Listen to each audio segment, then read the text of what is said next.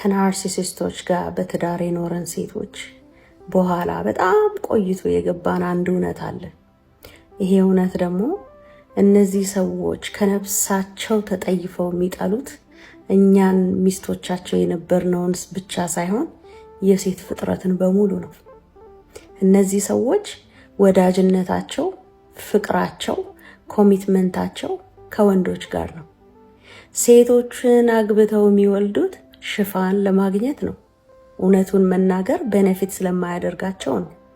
ይሄንን ያረጋገጥንበት ደግሞ ያኔ በመለያየት ስቴጅ ላይ ያለን፣ በመለያየት ፕሮሰስ ላይ ያለን መሃላችን ገብተው እሱኮ እባብ ነው፣ እሱኮ ሽሩድ ነው፣ እስቲ ጠጋብዬ እስቲ ፕላኑን ልንገርሽ፣ እስቲ እንዴት አንቺና ልጆችሽን እንዲያደርጋል ይሉን የነበሩ ወዳጅ መሳይ እባብ ወንዶች በደንብ መለያየታችንን በወረቀት ካጸደቁት በኋላ እነሱ ዞረው ሶልሜታቸው ሲሆኑ አይተናል።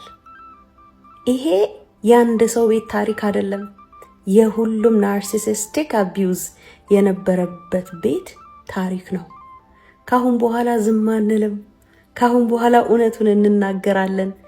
እኛ ሴቶች የእናንተ ወንድ አፍቃሪ ወንዶች መሸፈኛ አይደለንም። ትዳር ክቡር ነው። ትዳር ከእግዚአብሔር ነው።